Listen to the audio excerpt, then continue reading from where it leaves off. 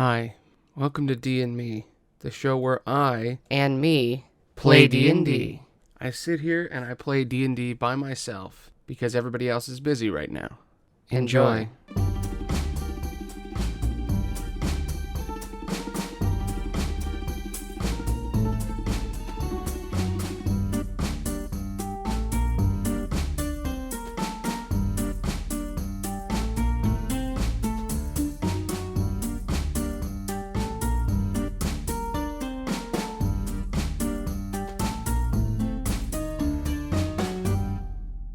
Alright, so last week a bit of a boo-boo happened, a big old hiccup. Scott couldn't make it to 7 questions, and I felt really bad that we couldn't put an episode out. I was going to edit an old one, and I really tried, but it just didn't turn out well. It turned out really bad. Like horribly, horribly bad. So, I came up with an idea for a show that I've been wanting to do for a really, really long time. And the show is called D and Me. And the idea is I've never seen a D&D podcast where it's just one person before. I never even seen it where it was just 2 people before, which is why I did Testers and Jesters. But I've always wanted to play D&D by myself because I love playing D&D and people aren't usually free to play it. Back when I was younger, when I started playing D&D, our DM quit, and that's why I became a DM, because I was desperate to play the game so much that I was like, alright, I'll run all the rules. But then, a couple of years later, there was a time where no one was ever free, and I was desperate to play D&D, so I played it by myself. I played D&D by myself once. And it was good, but there was one thing missing, and it was that stage presence that you get when you're trying to perform to your friends and play D&D and really, act it out and tell the story with them. And that energy gets lost when you play by yourself, and it just isn't fun. But now I've figured out, if I just record it and talk to an audience, then I can do it by myself, and it'll work. So this is a bonus episode of Testers and Jesters. It's 2 weeks early. It's going to come out a little bit earlier than Testers and Jesters would, because last week we didn't have an episode. So I've rigged up a little recording thing, and when I click a couple of buttons... Now, the other me is speaking. I run this through a filter, and now I can be my character, and I can change this however I like. It's just the press of a button so that it's easier to edit, and it really seems like 2 people are recording, so when I go in and edit, it'd be a lot easier to layer them. So, I want to test a game we haven't played in a long time. That game is called The Pit. Now, this is one of the only games we played where Matt DM'd instead of me. Now, normally the whole point of this show is so I can test the book I've been writing, and Matt has been helping me write it for years, but he's always said that it's my thing and not his, and that he's just helping out. He's a consultant. So, when it comes to DMing a game, he wanted to try it for the podcast because he was so inspired by the first game I did that he really wanted to DM me on the show. So we did The Pit. And it was really good. I love The Pit, and I think it's a fucking great episode. It's a very good 2-parter, where Aiden Blackshadow, who's a demonologist, goes to this competition called The Pit, and he gets this cleric with him named Celia, who reluctantly comes with him on the adventure to defeat the Pit. And on the adventure, tragically, spoiler alert, you might want to go listen to that one. I died, guys. I hung out with this idiot, and he got me killed. I got burnt by horrible fire and was disintegrated into ash, and now I'm dead. So I came up with a really good idea. What if the pit took your soul when you died, and you were forever trapped there? Matt kind of implied it in his DMing, and a lot of that session was improvised, and a lot of it wasn't even all that planned out, and Matt actually can't find his original charts for the dungeon. So I thought, I love this dungeon so much, I will actually add it into the book. So I've been trying to design it, and I think I can test it now. And I want this dungeon to be so well done that I can do it by myself. That's the main reason I'm doing this show. So the basic idea is, this is sort of like the video game Hades, which I've been playing a lot. In the game Hades, you're trying to escape Hades, the Greek underworld. And I was thinking about the way it works and how roguelikes work, and I wanted to make a D&D dungeon similar to that game. So when I remembered The Pit, I was like, oh yeah, perfect, I can do the same thing. So The Pit is this sort of never-ending randomized dungeon, and the way I've designed it, it can be played a lot of times, and it changes completely based on the DM, based on the players, based on the challenge ratings of players and characters. So I thought I'd run it this week. So let's get started. First of all, as we always do on this show, tell me about your character, me.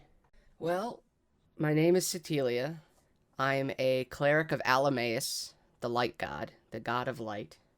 And I got killed in the last game. And now I need to escape this place, and it's all I really want.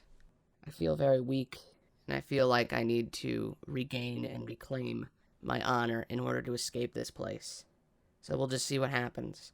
I'm a variant human cleric, specifically light domain cleric, and I can't wait to play it, because I've never actually played a cleric before. Cool. So, let's get started then. Okay, let's do it. Hidden in the dark and murky wastes of the Black Arch is the Dreadmire.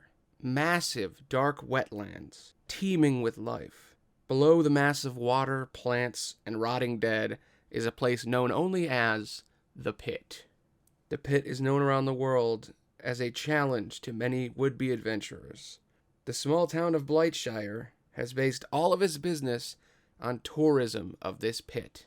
After a long rowboat ride from Boatman Joe, a massive, ominous skeleton known as the Lord of the Swamp guards this ancient temple of death.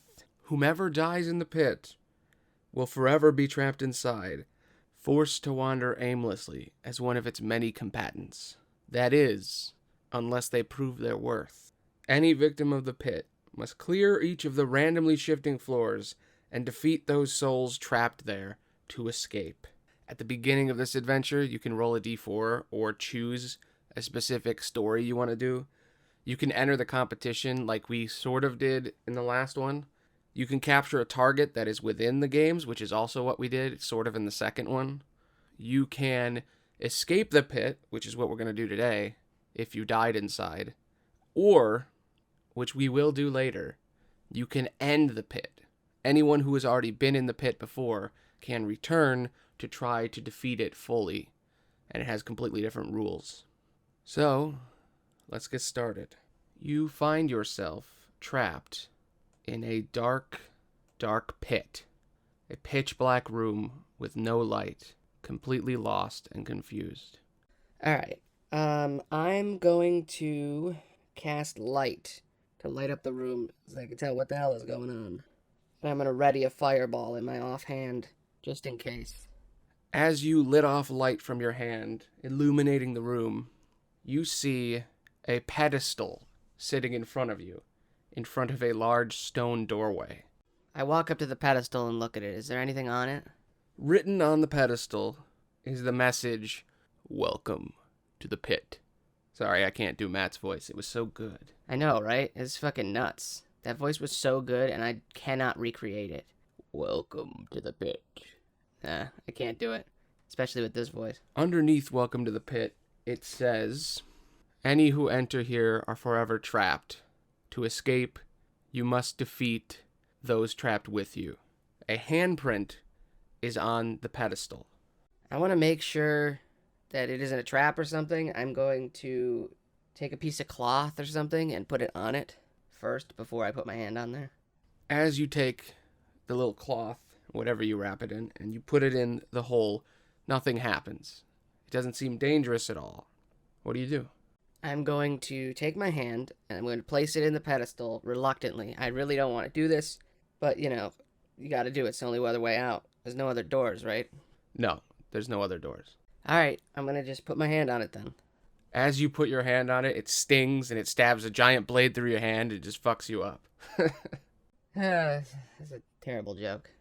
Anyway, you put your hand on it, and suddenly, I have to make a roll. 1d12. Of course, we get the terrible one.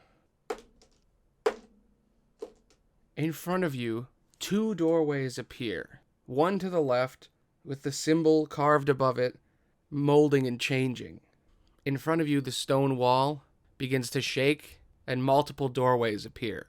Above the stone archway is a little symbol carved into the stone that has suddenly appeared out of nowhere. Above the left door is a picture of a tree. Above the right door is a picture of a mountain. What do you do? Can I see through the doorway? Yes. When you look through the doorways, make a perception check.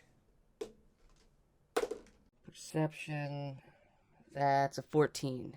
With a 14, you can look into the room. The darkness does not block your sight. Both rooms look similar, but a little different. On the left is a massive empty room, but growing out of the center of the room are dozens and dozens of trees and plants, and it looks almost like a forest inside. On the right, instead of trees, are massive crags of stone sticking out, almost like it's in a mountain range. But both seem to have a ceiling and walls around them, like some kind of weird playpen. As hesitant as I am to go through the mountain doorway, I feel like someone who believes in Alamaeus, a god who's like in the mountains. When I look through these two doorways, I see a forest and I see a mountain. And I think for this character, for me, Cetilia, I think that I should go through the mountain doorway because the mountain is where the gods reside. It's the closest to the gods. And forests are kind of basic. All right. You walk into the right doorway towards these mountainous floors. As you enter, you start to notice multiple pathways leading in and out of stone cliffs that are much higher than you. And you could probably climb the stone wall if you'd like, but you're not quite sure what to do here. I'm going to cast Minor Illusion and create a fake me that's sort of walking in front of me, making a lot of noise. How the hell do you have Minor Illusion? You're a cleric. I picked Sorcerer Initiate so I could have a couple of extra spells, just because I wanted to be a little bit more powerful than a normal cleric, and have a couple of my go-tos. Your illusion appears and starts to walk through, making noise. Make a perception check. Nat 20! Suck it! Okay, with a nat 20, you can immediately hear something in the distance. You can tell with your perfect nat 20 that there are creatures waiting, listening to you as you walk through the cliffside. There's something out there, and you're not quite sure where it is yet. I got a nat 20. Why would I not know where it is? Okay, yeah. I'm an idiot. Yeah, you can tell that on the edge of a cliff nearby, guarding the exit, you can see the wing of some kind of lizardy creature. Do I recognize it? Make a history check. Well, that's a 9. So I'm guessing no. Yeah, you have no idea what this thing is. It looks like some kind of lizard winged monster creature, but it doesn't see you yet. I'm going to send my illusion out and try to distract it so I can run past and try to go into the doorway. You create an illusion of yourself. The illusion begins to walk. The creature seems to see it and look at it, and you can tell that it's definitely interested, and starts to walk up the cliff wall 50 feet above it and stare down on it. As it gets closer, you see 2 massive wings and the small body of a little dragon man. Is it a kobold? You don't know. You got a 9. You have no clue what it is. Oh, shit. Fuck you. I got a nat 20. And it sees through your illusion. It immediately knows. It looks up and sees you, and it screeches. And you can see behind it that the door is sealed. And the only way out seems to be killing it.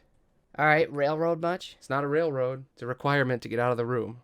Uh-huh. What do you do? I'm going to cast Catapult, which I can only do once a day. And I'm going to hold out a rock off the ground.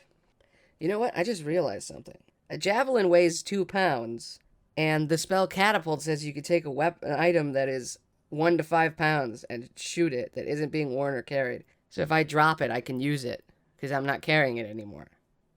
So I'm going to shoot it 90 feet right at the dude. Cool. It has to make a dex save, right? Yep, dexterity saving throw. It's got to beat an 11. It got a 3, so it's going to take the full damage. Roll your damage. Alright, that's 3d8. That is 10 bludgeoning damage. As you see this giant winged kobold stare at you, as your illusion does nothing to it, it screeches at you. You take your javelin off your back, throw it into the air. It begins to float as you grab it with your hand, using the magic and the power of Alamaeus. And by the power of Jesus Christ, you throw that shit right at him, and you deal 10 damage to the kobold. Oops, I said what it was. Really? Okay. You strike into it, and it immediately dies. How do you kill it? I'm going to catapult the javelin into it, and I'm just going to shoot it right through its head. So it goes right through the middle, and its head just explodes. His head explodes, viscera and guts fly all over the mountainside. He is dead. But for some reason, the door isn't open yet. That doesn't make any sense. I got a nat 20. There was only one guy in the room. You hear the sounds of magic. Make a perception check. Well, that's a nat 1, so that's not good. With a nat 1, you have no fucking clue where this guy is, or guys. You seem pretty blinded, actually. I'm going to take my illusion, and I'm going to have it scream, and I'm going to hide behind the wall, because I have no idea where any of the enemies are. I got a 17 on stealth. If you could wait until I tell you to do the roll. Uh-huh. You go behind the wall, and no one can tell where you are.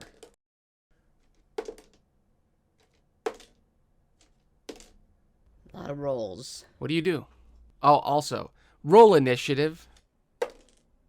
That's an 11 plus 3. 14. They go first. Each of the winged creatures is going to pick up a massive rock, and they're going to fly above you and drop it on you. One of them thinks the illusion is real, and the other one knows it's not. The first one flies above you and goes to drop a rock on you.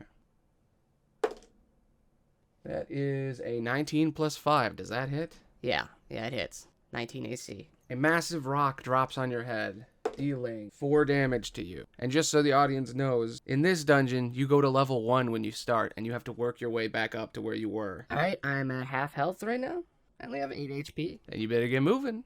The second kobold takes a rock and drops it on your illusion, revealing that it is fake. The fake you just keeps talking. Hey, over here, look at me. I'm totally real. It sees right through it, and it looks over towards you, and it's going to come on the next turn, so you better get ready. What do?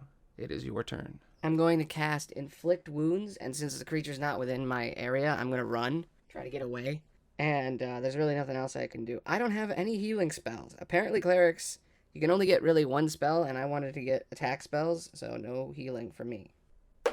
16 plus 4, that is a 20. You hold out your hand, and dark necrotic energy comes off. 21 damage. As you hold out your hand and cast this spell of darkness on them, it slowly rots from the inside out and disintegrates into ash, very similarly to how you died earlier.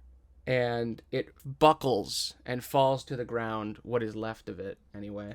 It blows away in the wind, having aged almost 1,000 years from how powerful that was. Alright, I'm going to go, and I'm going to go hide somewhere behind the rock walls, and hope that maybe it can't find me on its turn. Make a stealth roll. That is 7 plus 3. That's a 10. You hide behind the rock wall. On the kobold's turn, it's going to try to find you, but it got a nat 1. So it just simply goes back to the perch, waiting for you to arrive, knowing that your illusion isn't real. What do? Alright, I'm going to climb the rock wall. I just realized that Inflict Wounds is touch, so I just messed up that whole turn. Oh.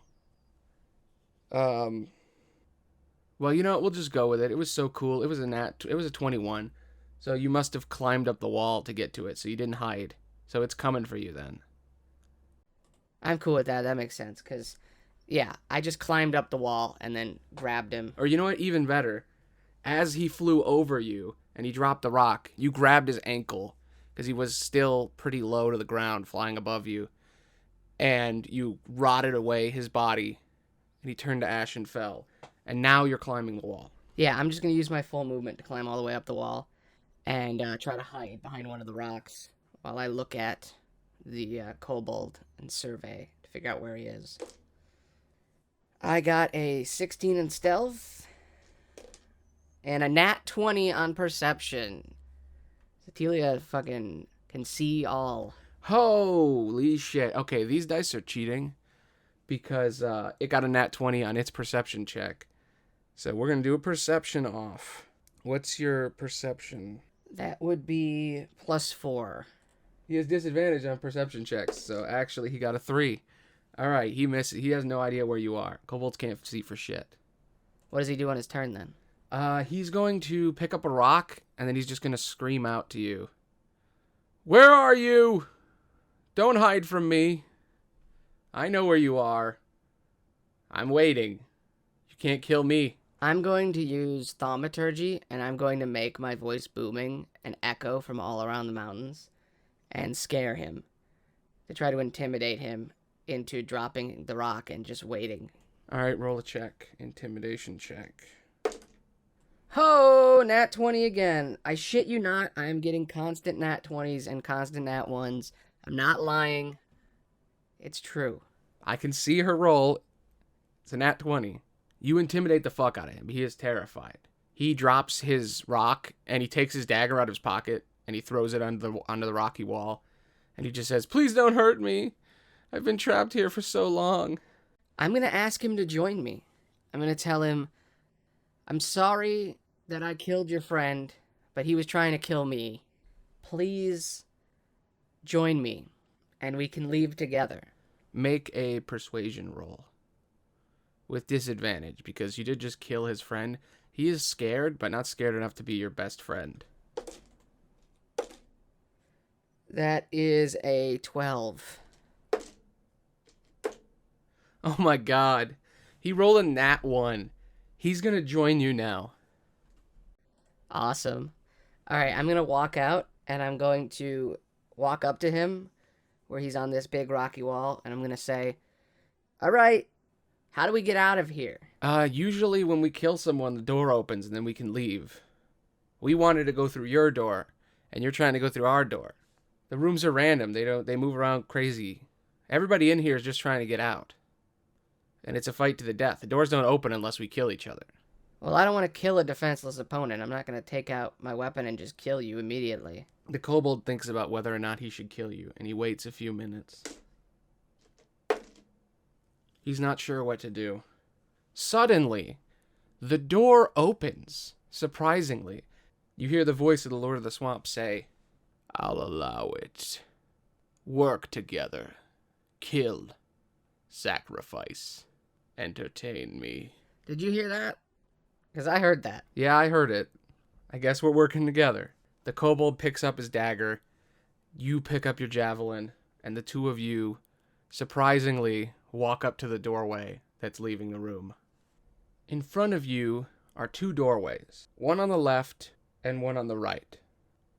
The one on the left appears to be some sort of campfire nestled in the mountains under a light little cove. The one on the left appears to be a room filled with creatures, all talking to one another. What do? What kind of creatures are they? The creatures appear to be little flying bat monsters that are all flying around a guy at the center. As cool as that room is, I'm going to go to the campfire. All right. You walk through the doorway, and the kobold comes with you with his large wings shrinking behind his back as he walks with you. The two of you enter into a light, nestled campfire under the Rocky Mountains. You can feel the wind on your back as you walk across this large stone mountain. And you can look out, and the walls have the sights of your homeland painted on them. And it feels almost as if you really are standing on the top of the world. The two of you are sitting in front of the campfire, and the door is locked, but a small timer appears written on the wall. The timer says 8 hours and 15 minutes when you enter the doorway. It slowly ticks down. What do? Well, I don't know about you, Kobold, but I'm going to rest. I'm going to take a long rest and get all my hit points and my spells back. What's your name, Kobold? My name is Ricky. Rickety Ricky. My brother's name was Rack, and you just killed him. I'm sorry. I'm sorry I killed your brother, but he was coming for me. And I know this is tense, but we both need to rest. And I know you're angry, But he's not gone, right? This place is infinite. Yeah, I know. When people die here, they come back. But that means we're separated now, and there's no way for me to find him. You've separated me from my brother. The two of you sit for an hour. You get one short rest. Alright, I'm back up to full health, but my spell slots aren't back yet. I still have one slot for inflict wounds. The two of you sit at the fire, and he just stares at you angrily. What do? I'm going to move to the other side of the room and be vigilant. Just make sure he doesn't do anything crazy. As you sit in the room, he also sits in the room, and about an hour passes. Make a perception check. Ooh, I may have made a terrible mistake. That's a 19 plus 4. As you're sitting there, you notice he's off in the corner doing something, and you're not quite sure what he's doing. And he seems to be praying.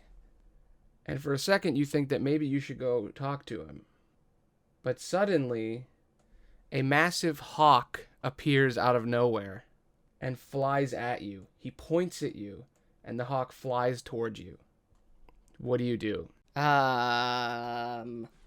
Attack?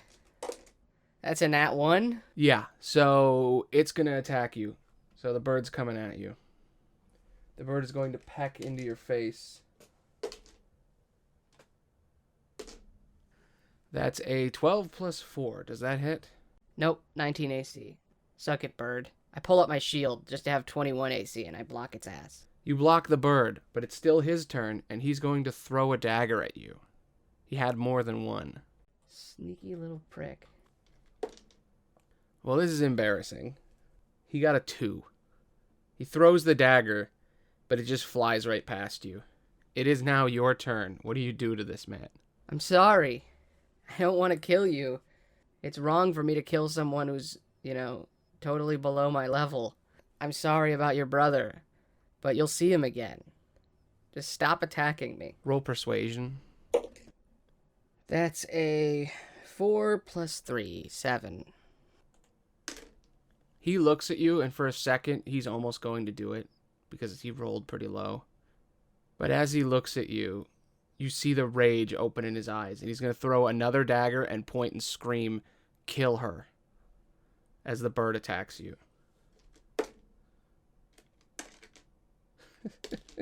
You got a fucking nat 1. Oh my god. Alright. Him and the bird do the same amount of damage. Alright, he throws the dagger and it misses yet again, and he actually cuts his hand a little bit, taking 1 damage. And then the bird pecks into your face. It tries to kill you. It deals 3 damage, pecking you in the eye. Don't make me do this. I don't want to kill you. It's your turn. What do?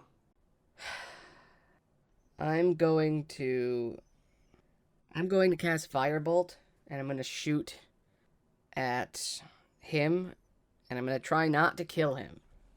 I'm going to try to do a non-violent Firebolt.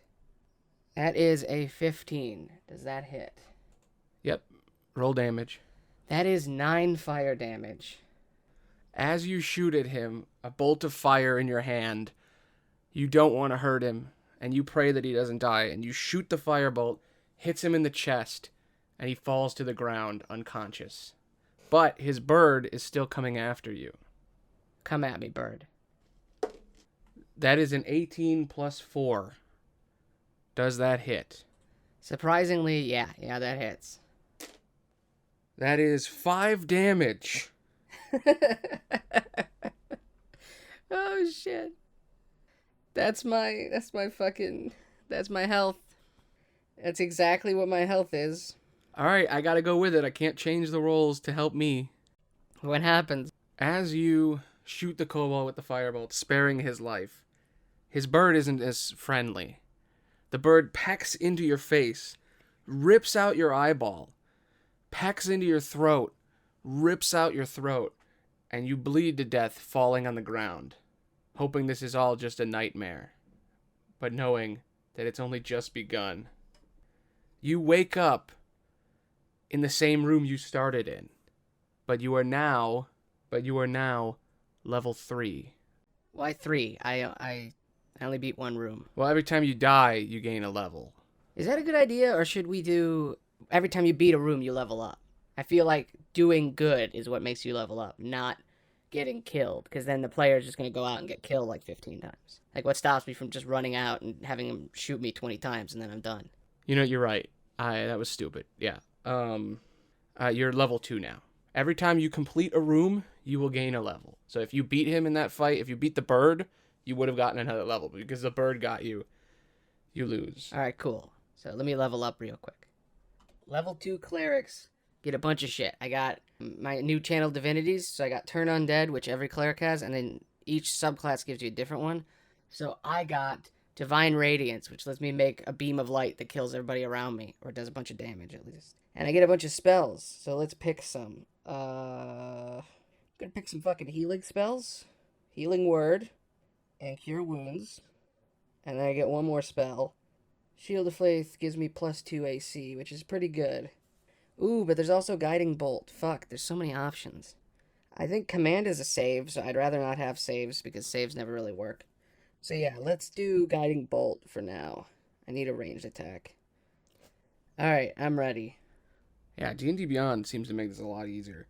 Yeah, you get a long rest, you get all your shit back, all your health, and you are now level 2. So, you wake up in this room, and it is pitch black again. And in front of you is yet again 2 doors. Except this time, the forest door is locked. The stone seems to push the doorway back in, and you only have the mountain passage. And the Lord of the Swamp speaks to you in your mind and says, "You've made your choice, and you've died. Be less merciful. Good luck."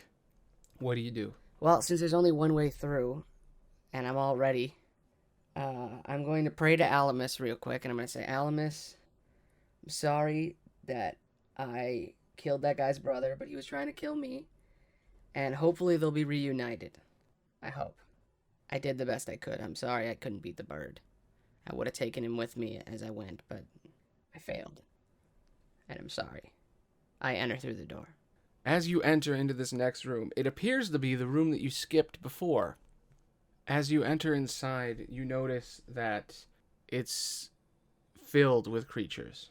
Surrounding you is a massive circle of stone walls.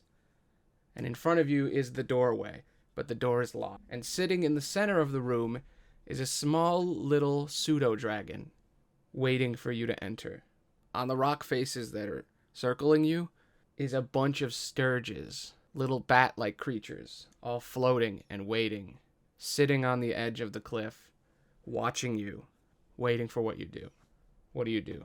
I walk up to the pseudo-dragon, and I say, "What do you want?" The dragon looks at you and it does not speak, but you hear in your mind words come from it as its mouth is closed. It says, "Answer these riddles, and the sturges won't kill you. If you fail, you will die." Okay, so I have a riddle generator, and I'm going to give you some riddles. Normally a DM would write these riddles based on the character, but I can't know what the answer is because then you'll know. Yeah, we share a brain, so it's kind of hard for you to, know the answer and me not know the answer. So I'm glad we found somewhere where we could get the riddles. Yeah, it was going to be a nightmare if I couldn't. So I found a website named fantasynamegenerators.com. I love this website. I use it for a bunch of stuff.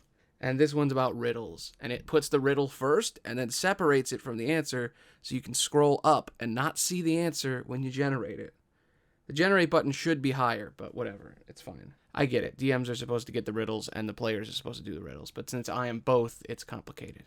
But anyway, the dragon looks at you and it speaks into your mind. "I am weightless, but you can see me. Put me in a bucket, and I'll make you lighter. What am I?" Well, I feel like I've heard this one in passing before. So I'm going to guess air. Wrong. Fuck. All the sturges in the stands around you start to shake with anger. And the pseudo-dragon says, 2 more wrong answers, and it's all over. It's a hole. I can't believe I actually got that one wrong. I really did think it was air, but no, it's a hole. I've heard this riddle before, and I got it wrong. Well, fuck. All right. Next riddle, please, Mr. Dragon Baby. I'm the part of a bird that's not in the sky. I can swim in the ocean and remain dry. What am I? Part of a bird that's not in the sky. I can swim in the ocean and remain dry. I'm thinking feather, but I don't think that's right. Swim in the ocean. Remain dry. Coral? What swims in the ocean and isn't wet? Oh, because birds' feathers repel water, right?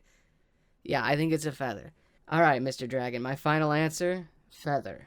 The answer is a bird's shadow. Fuck! God damn it, really? That's so stupid. The crowd begins to wail and scream, but you still have one more chance. This is how you know I'm really being legit with these tests, because I suck at riddles. And I'm actually getting them wrong, even though, you know, you're me and I'm you. All right. Next riddle, please. After a fall, I will take over. All life will stall, or at least grow slower. What am I? My first thought is winter, but let me think. Yeah, fall, then it becomes winter. All life will stall. Yeah, it's winter. Winter, 100%. There's no way it could be anything else. Correct. Yes! Fuck you, fuck you, fuck you, fuck you. It's winter. Suck my lady dick. As you say, suck my lady dick to the dragon, it just stares at you and says, no. As you look at the door, it's still locked. How many do I have to do before you let me out? You have to ask me a riddle. Now that you've won. If I fail the riddle, then you can leave.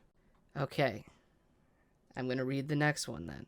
Here we go. Alamaeus, give me a riddle that can beat this guy. I can be cracked. I can be made. I can be told. I can be played. What am I? I can be cracked. I can be made. I can be told. I can be played. I'm thinking song. I can be told. A tale. A song can also be played, though. I can be made as a song, but I can be cracked. What does that mean? How is that a song? I can be cracked. I can be told. A bell tolls. A bell can be played. A bell. Ha! Fuck you! Fuck you! It's a joke, bitch! It's a joke! Suck it! Suck it! It's a joke. It's not a bell. You're wrong. Let me out. As you say this, in a very boastful and rude manner, the door begins to open, and the pseudo-dragon is filled with rage. It points at you, and it says, "Kill her!" As the door opens behind you, the fog of darkness begins to move into the room and kill all of the Sturges that are in the back. What do? Look, I know that I was being cocky, but I was just excited, and that's okay. You don't have to attack me because you suck. Goodbye. I'm gonna run through the door before they get me and let the darkness kill them because they failed.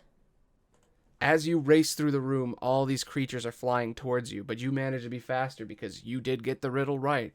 And as you walk through the doorway, they cannot exit it. As they go up to the door, it is just a wall, and you watch as the darkness envelops the pseudo-dragon. It looks you in the eyes, and you hear in your mind, "You're right. You bested me. Hope to see you again. Goodbye." And the door shuts. Well, that was really good. I liked that. All right. Next room. Okay, we're going to roll again, and I'm hoping that we'll get a mini-boss soon. Yes! I actually rolled a mini-boss. Holy shit. Okay. That's a 6. So, you are level 2. As you enter into the room, it feels very ominous and dark. As you enter the room, you turn around and you see behind you a dark, ominous cloud of smoke. The entire room is very similar to the first one, where it is a stone circle around you of wall. But the ground is hot to the touch and black. It seems almost volcanic around you. Standing in front of you is a giant newt made of fire, dressed in armor. And it is sitting atop a giant flaming bird. And it stares at you. Are you going to ask me another riddle?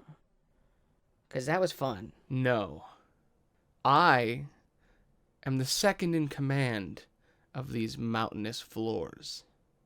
I follow the strongest of us all, and you will not see him. You will die by my hand, and I will walk through that door, riding atop my precious steed. As he says this, the door behind you expands to fit him and the giant steed underneath him, and he pulls out his weapon. Roll initiative. That is a 5. He got a 16, so he's first. He's going to try to spit fire at you.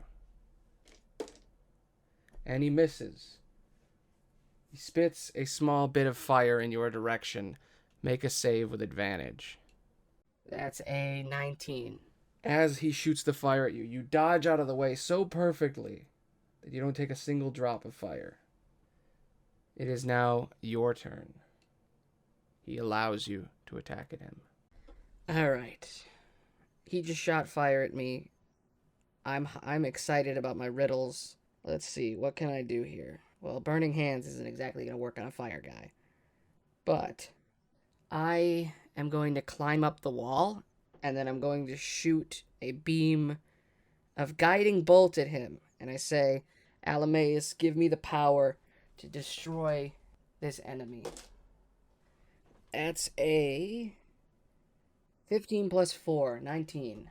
That hits. Roll your damage.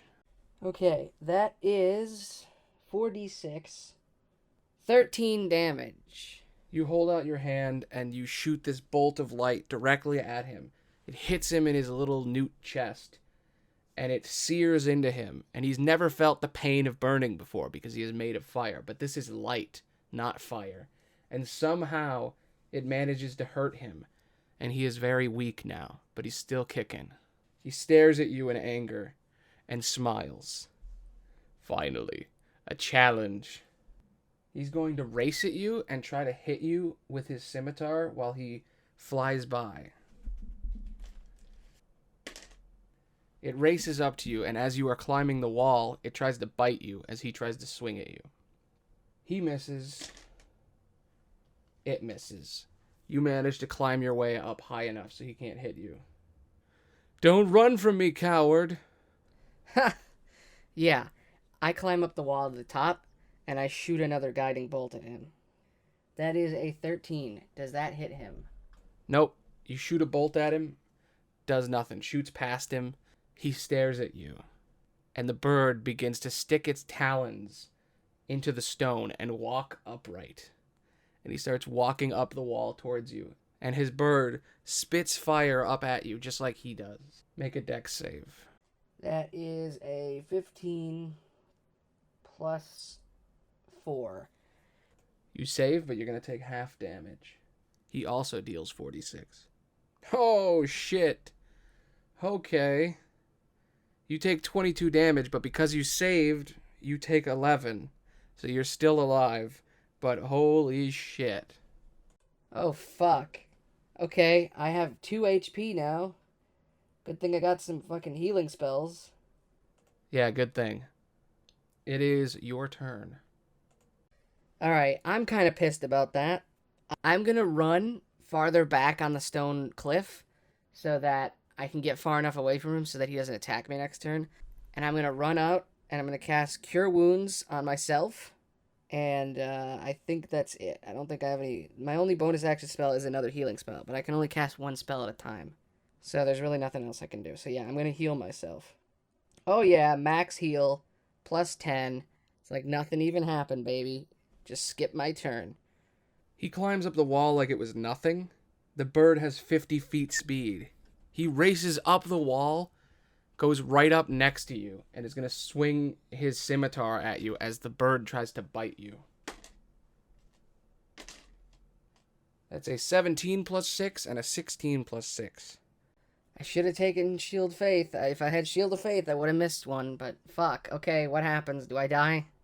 The bird bites into you and does 9 damage. The fire newt strikes into you and deals 5 damage. Well, I'm dead. God damn it. Fucking Jesus Christ. These guys keep fucking burning me to death. Fuck. The newt and his giant bird bite into you.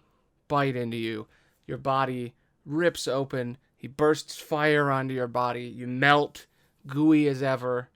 You fall to the ground, a puddle of goo, horribly in pain, screaming.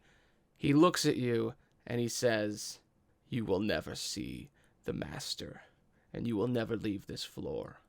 You wake up in the room, screaming as if you were just on fire. Oh, Jesus Christ. Alamaeus. Oh, Alamaeus. Alamaeus. Oh. Okay. Oh, fuck. I'm gonna get out of here. You are now level 3 because you defeated the riddle room. I like this. It's working.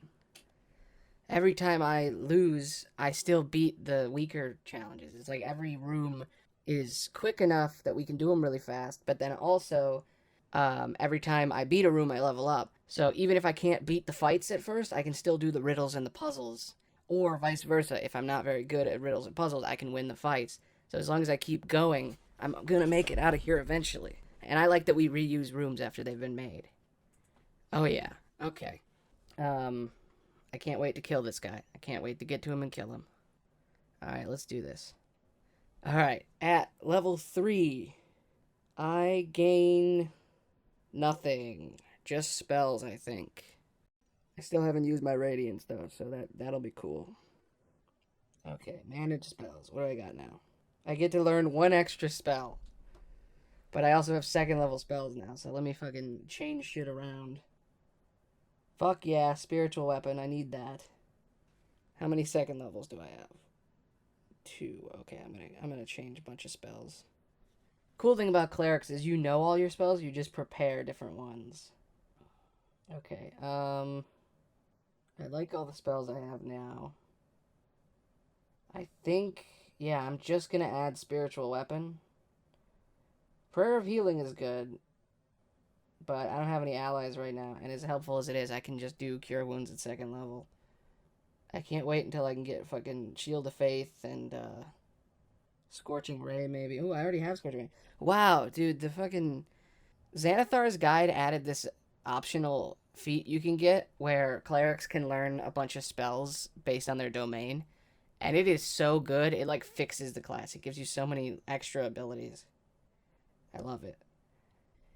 When I level up, my health goes to 18, and I gain 2nd level spell slots, and I've learned the spells Spiritual Weapon, Flaming Sphere, and Scorching Ray, which is kind of hard in a fire-themed dungeon, but that's okay. I hope I get Ice Floor next time. The dungeon is mountainous, but apparently, based on the mini-boss, I'm pretty sure that I'm going to be having fire around here. So we'll see. In front of you is the same door as before. The mountainous symbol on top. Do you want to take a break or do you want to keep going? It's about time to take a break. Hell no, man. I want to finish this. I want to at least kill the newt. Maybe we can stop after that, but I need to keep going. Alright, let's go. In front of you is a doorway leading to another room. What do you do? I pray to Alamaeus again.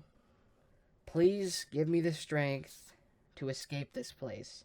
But most importantly, give me the strength to defeat that newt asshole. Please. Please, Alamaeus. Let's do it. And I walk in. As you walk in, we're going to roll another room. Oh my god, I got a 6. You go straight to the boss. Straight to the mini boss. Fuck yeah, fuck you, Salamander. I'm coming for you. As you enter the room, you see the salamander standing in front of you. And he turns and he looks at you. Back so soon? That's lucky. Very convenient for you. Nothing's convenient when you got Alameus on your side. Now face me. You bested me before, but I'm stronger now. I cast Flaming Sphere. Wait, no, fuck. God damn it. He's made of fire. That's stupid. God damn it. Well, I already said it, so fuck.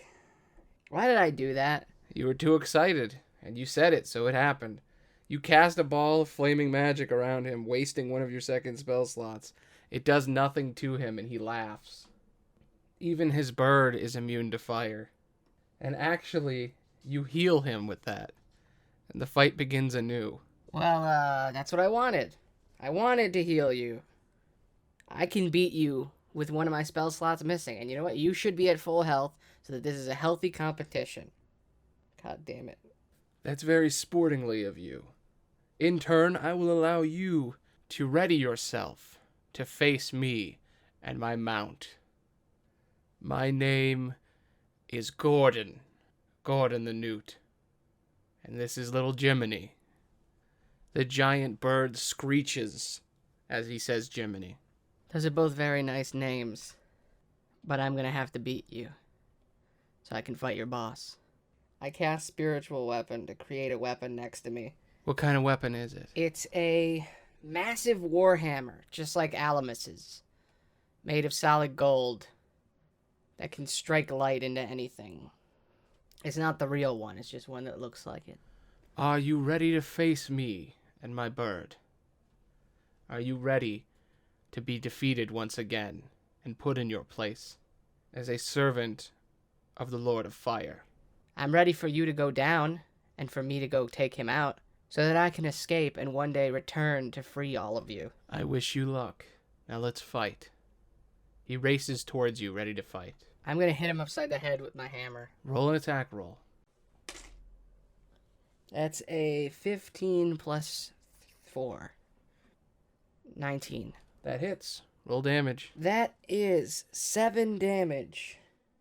Force damage. No resistances on that one, baby. You strike into him with your massive hammer floating in the sky as it hits him down in the head. He's still very much healthy, but you did take a pretty big chunk. That's not the end of my turn. I'm going to cast Guiding Bolt as I climb up the wall. Roll an attack roll. Nat 20. 24, bitch. Nat 20. Holy fuck. Double dice, baby. 8d6. 34 radiant damage, bitch. Take it. Take all that damage. Holy fuck. You're on a goddamn warpath. You point out your hand, and light emanates from it, and Alameus himself gives you the power to strike down this foe. A beam of light shoots straight through the Fire Newt's chest, through his giant mount, and both of them explode in radiant light. He stares at you as he vanishes, turning to nothing but ash. Free us. Free all of us. I know you can do it. Good luck. Fuck. Yes. Let's go. I go up to the doorway to go into the next room, keeping my spiritual weapon up, ready to go in. I used so much power on that one, but holy shit, I got a fucking nat 20 on that, and it just sliced through him. Oh my god. Oh man. I love this. This is fucking fun. It really feels like playing normal D&D. Alright. This might be the best dungeon I've ever made, actually. But yeah, in front of you are a couple of doorways. Let's see how many. 2 doorways sit in front of you. In front of you is yet again a doorway with a person standing in the middle. On the right is another room that appears to have some sort of podium in it and seems to be some kind of puzzle. Because I still have my weapon out, I'm gonna go into the room with the one guy in it.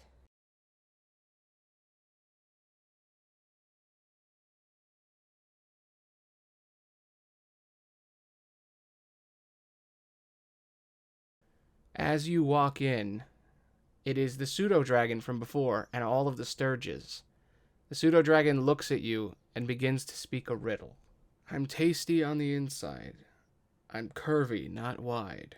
If you step on my hide, you'll go for a ride. What am I?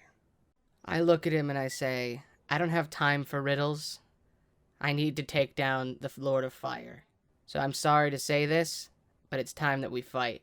And I hit him with the spiritual weapon. Oh my god, I rolled a fucking nat 20 again. Holy shit, I'm using fucking D&D Beyond. And I got a goddamn nat 20 on my spiritual weapon. That's 2d8 plus 4. That's 13 damage to this little pseudo-dragon. Oh shit. As he gets hit with a massive hammer, he screams the word, "The answer was banana! It was banana!" As he screamed out banana, he gets annihilated by the hammer, just disappears into a puff of smoke, completely dispelled and damaged. And you see around you all the Sturges become violently angry and come at you. This would be the point that I cast Flaming Sphere and immediately annihilate all of them, but I can't because I already used it before. It's a concentration spell and so a spiritual weapon, which means it's gone now and I can't use it. So I'm going to cast Burning Hands and wait. I'm going to ready my action so that when they all come at me, I'm going to cast Burning Hands to burn as many of them as possible. All 8 of the Sturges fly towards you as you cast Burning Hands. Each of them tries to save. Pass. Fail. Fail. Fail. Pass. Fail. Pass. Fail. Oh my god, I rolled max damage, 18. How the fuck am I getting such good rolls? I got 18 damage, 3 sixes. Fucking take them out. They're gone, baby. As you hold out your hand, ready to take on this final challenge, fire erupts from it as all of the Sturges fly into it, one after another, burning away. They are all disintegrated, and you stand triumphant as the door opens. That's what you get. Banana? Am I gonna guess banana? Come on. Let's go. I walk through the door, ready to take this boss on. Alright. Let's roll for the room and see if we can get to the boss. Nope. Something else happens. As you enter the next room, you see a small campfire. Around this campfire are 5 kobolds, 2 of which have wings, and you recognize from before. They all turn and look at you. What's the room like? Like, what's around me? Around you are various pathways and cliffs of mountains that you can climb up that are 50 feet tall. And in front of you is a kobold inventor with a bunch of stuff on his back. 2 regular kobolds standing around the fire, and the 2 kobolds you've seen before flying above you. What do you do? Hey, you. It's nice to see you guys again. Do I recognize them as the guys I've seen before? Yeah, they have the same scars on their face, and they look like the same people. So they seem to have found even more of their kind. More of their brothers and sisters. So at least there's that. Well, it'll be even better when I free them after I beat the shit out of them right now. Is my spiritual weapon still up? You turned it on, walked into the room, killed the Sturges in them in about 12 seconds. And plus 6 seconds, so that's 18 seconds. And then you walked in. So now it's been about 30 seconds since you turned it on. So you turned it on, killed the guy, walked through the door, killed the other guy, walked through the door, and now your spiritual weapon has about 4 turns left before it disappears. Cool. I'm going to hit him with the spiritual weapon, and I'm going to run behind the rock wall after I cast a spell. Who is the strongest of all of them? That would be the inventor. He's a little bit stronger. You might still be way too powerful for these people. We'll see. All right, well, yeah, I hit him with the spiritual weapon. That is a 19 plus 4. And that deals 9 damage. Your massive hammer flies through the sky and hits him upside the head. He's almost dead, but he's still alive. What do you do? I'm going to cast Guiding Bolt and shoot a beam of light at him right before I run around the corner. That is a 10. Well, you pull out your beam, you shoot a beam of light down the hallway at him, and it misses past him. But that hammer did a ton of damage. And just so everyone knows at home, when you cast Spiritual Weapon, it stays for a minute, and you can use it as a bonus action. It doesn't count as a spell, so you can use it and cast spells still. It's one of the best things of being a cleric. So, you hide behind the wall, roll stealth. That is a 9 plus 4. 13. It is now their turn.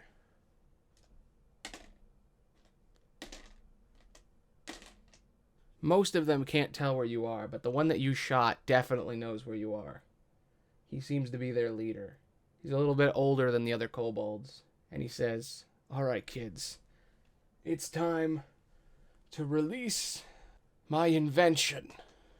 He pulls out a bottle of alchemist fire that clearly he just bought somewhere, and he throws it at you.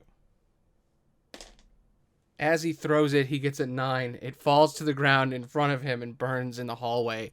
Him not even realizing that he can't throw over the rock wall to hit you, and you're behind the wall. So he doesn't seem to be the sharpest tool in the shed. The 2 kobolds next to him that seem to be a little bit younger than him look at him and they say, "It's okay, Dad. We'll take her out." The 2 of them take out their slings and ready in action for that the next time they see you, they will fire on you. The 2 winged kobolds up in the sky are pissed, especially the one that you disintegrated before. He flies directly above you and tries to drop a rock on you. He misses. The rock falls right next to you. His brother, the one that you traveled with, also drops a rock and misses. It is now your turn. What do you do? I'm going to use my spiritual weapon. I'm going to fly it up into the sky and hit the brother that I killed before so that I can take him out. How high is he? Is he about 20 feet high? He's within range. He's 20 feet up in the air. They don't fly that high up. They kind of have to really exert themselves to go up high. All right. I got a 21 on my spiritual weapon, and it deals 7 damage to him. That is exactly his health. How do you take him out again? My hammer flies up into the sky, and it hits him across the face and just cracks his neck, and he just falls to the ground dead. And I yell out, "Surrender or die! I don't have time to deal with you. These deaths are meaningless. You will simply wake up in the chamber, so I can go all out. I don't need to hold back for you." And I walk out of the hallway, and I cast Burning Hands on all of the others, except for the one in the sky. Each of the kobolds makes a save. The old man beats it. His son fails. His daughter also fails. The 3 of them hit with your burning flames. I deal 11 damage, 11 fire, to all 3 of them. Oh my god, yeah, you are way too high level for them now. I have to adjust these challenge ratings as I do it. So yeah, you shoot fire out of your hands, and it burns the old man first, completely turning him to ash, and then the brother and the sister. All 3 of them fall to the ground as ash, and you hear the last kobold yell out, "We'll all see each other again. Stay in the room." You look up, and you see all that is left is the 1 kobold you traveled with before. What do you do? How you doing, Ricky? Rickety Ricky, I remember your name. It's been a while. I'm a lot stronger now. It doesn't seem like you guys got any stronger. You found your family, huh? When we die, we all go to the same room as the people that we were trapped here with. So all of us reunite each time we die. No matter what. So if I clear this room, I'd go back to them even if I died. But I hate you. You're burning us alive. You've been killing us. Why are you doing all this? We just want to go through the room just like you. Just let us kill you. I'm the only one strong enough to get all of us out of here. So get out of my way. I hit him with spiritual weapon right before it dissipates. That's a nat 20. That's 12 damage. As you hit him upside the head with your hammer, it crushes his skull, he falls to the ground, and your hammer disappears. The door opens, and you are standing in front of the fire. What do you do? Well, I haven't taken any damage in the last 3 fights, but I'd love to rest, but I'm not going to get any spell slots back unless I rest for 8 hours. I'm going to try to sit down. As you sit down to try to relax by the fire, you notice a black, ominous smoke start to exit from the door you came in. The room is flooding with it. I'm going to place my hand in it just for a second. As you touch the smoke, you feel it melting your skin away as you pull it back. You didn't take any damage, but you can tell that if you spend any time in there, longer than 6 seconds, you'll be horribly hurt. What do you do? I'm going to just go through the door. It's a really good idea. It's a good mechanic to block the shadows from people so that they have to leave the room. They don't get to rest every room. Good idea. You enter the next room. Let's see what we get. How tired are you anyway? Well, I got 1 spell slot left. And it's a first level. I'm pretty healthy, but I'm running out of magic and I've got no more mana to keep myself going. So if I run into the boss, it's going to be real hard. Well, it's funny that you say that, because you now run into the boss. So let's see what their deal is. As you enter the room, on the top of the doorway is a picture of a skull. Earlier, when you fought the mini-boss, it was a slightly smaller skull. But this one is terrifying. And you can tell that this is the leader of this floor. As you enter the room is pitch black. So dark it's almost impossible to see. What do you do? I'm going to cast light and ready a firebolt on my other offhand. Ready for anything. And I slowly walk through wherever I am. Around you are stone walkways and different mountainous areas, just like before. Pathways that seem to snake and move around. And it's almost like a maze. You're not quite sure where anything is. Make a perception check. That is a 12 plus 4. 18. You notice in the center of the pathways, while you're walking through them, a slight light in the distance. And as you start to walk towards it, you notice flames lighting the room. Ominous flames. I'm going to sneak up to the top and sort of climb around and see what I can see. As you look up to the ceiling to try to climb the rock wall, the rocks go into the ceiling, and you can't actually climb on top this time. It seems like this room is much more dangerous than the previous ones. And it seems like you're almost on a mountain pass where there is no sky. The room is pitch black. And all you see in front of you is that flaming light. What do you do? I'm going to try to peek around the corner and see what it is. Perception check. That is a 4. You can't quite tell what's going on, but you hear a horrifying howl in the darkness. And it races towards you. You see the light moving down the hallway. What do? I'm going to make an illusion of myself and hide behind the corner so I can see what attacks it. As you make an illusion, you walk back and you stare at it. And you see a massive wolf covered in flames trample and bite into your illusion, revealing that it is fake. This creature howls out and you see that it is a hellhound. A dog filled with fire, ready to kill anything in its way. It begins to smell for you. It knows exactly where you are. You hear a voice boom through the hallways. My little pet smells you, and soon I will feast on your flesh. I am the Lord of Fire, and I rule all who walk here. No one leaves my floor. Since he already knows where I am, I'm still going to make an ominous boom with my voice just like him, and I'm going to respond.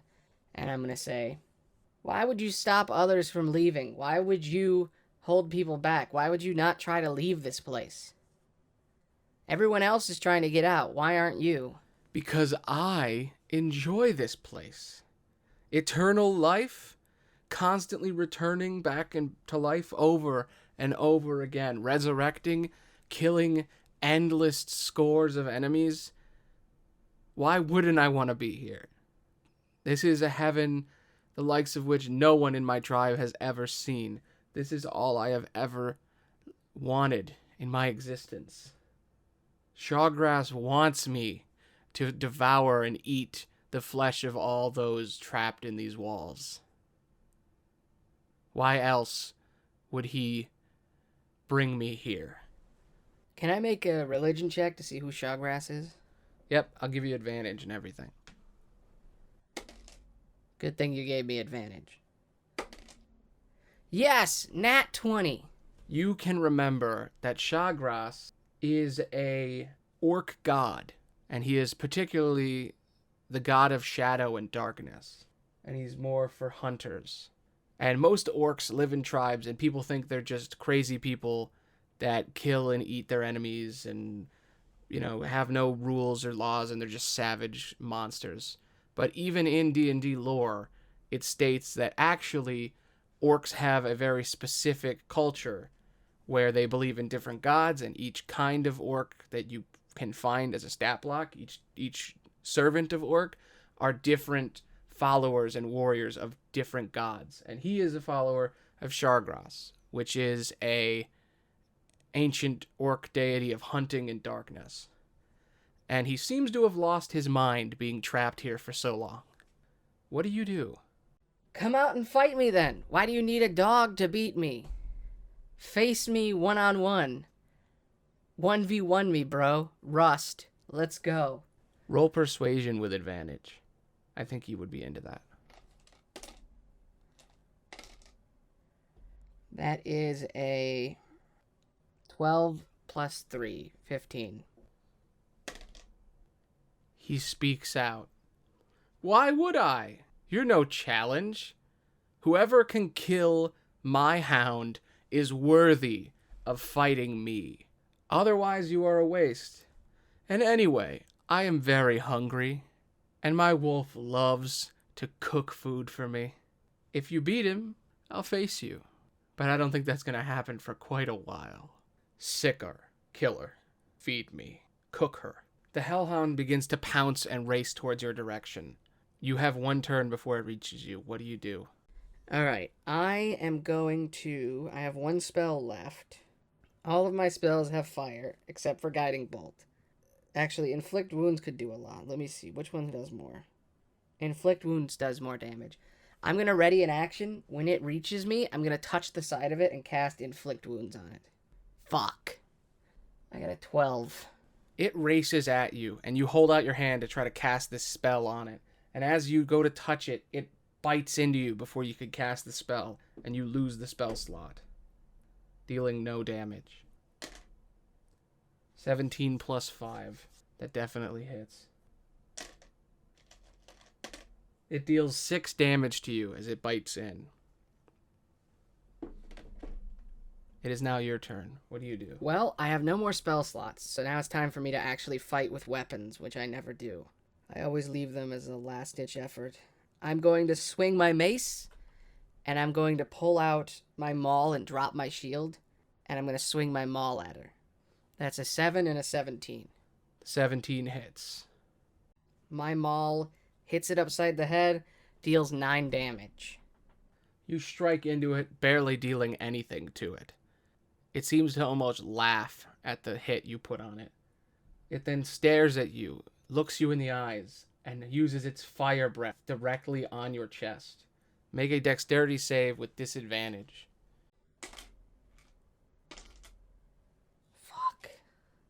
Fuck. That's a 1.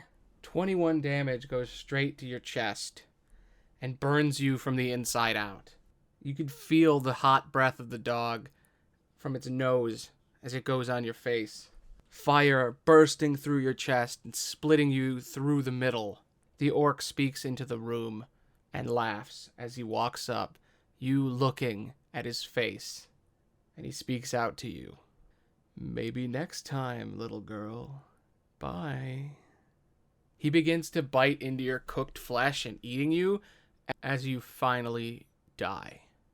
You wake up in the same room as before, knowing that next time we play, you will kill that son of a bitch. What do you say? I'm gonna free everyone on this floor. I'm gonna get out of here. I'm gonna clear as many floors as it takes to get out of this dungeon. And I'm gonna come back and take this place down. By Alameus, I will destroy all of you. And that's where we're going to end it. I hope you all liked this. I loved this. This was the most fun I've ever had doing a podcast. I might cancel one of my shows because this is fucking great. I love all of my podcasts. They're all really good and they all give me something different each time. 7 Questions gives me the ability to write with my friend Scott, and we hang out and we actually make stuff. He's been really busy lately and we didn't record a lot of backlogs, so I needed to come up with something else for this week, and this took a lot longer to make than I thought it would. But I really like this show, and it might go into the regular rotation at some point. But the other shows I make, we got Testers and Jesters, where I play D&D with someone else, and it's just like this, except 2 people. I really like the way this turned out. It might be better than regular Testers and Jesters, just because it has better audio quality on both sides.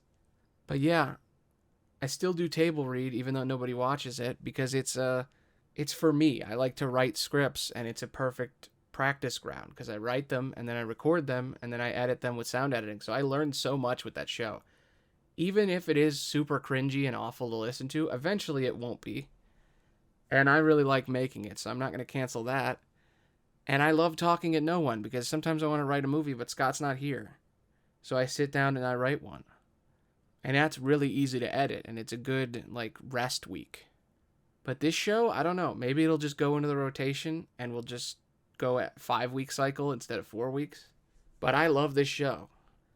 So I hope you liked it too. I have a lot of editing in front of me, but this has been really fun. If you want me to do all of these shows, weekly, more consistently, please review the podcast and actually listen to it, watch it. Check out my YouTube channel, check out my Twitch, support me, because if you watch my stuff, and if I actually end up making money on all this, I can pay someone to actually edit these podcasts so that I can make more of them. Because right now it's just me editing them, and that means I can only make one a week. But if we could get a whole crew, I could get 4 editors, and I could just pay each of them to edit every week. And then I could edit the 5th show, and then there would be 5 shows a week. And we could record them all in bulk. But I'm only going to do that if we get enough reviews, 5-star reviews, actually writing real shit. And I'll read them all out and everything. But if we get reviews, if we get follows, if we get subscribes, then I'll be able to actually make more of this and make all of these way more consistently and with better quality. But if not, I'm going to make them forever, even if nobody's watching.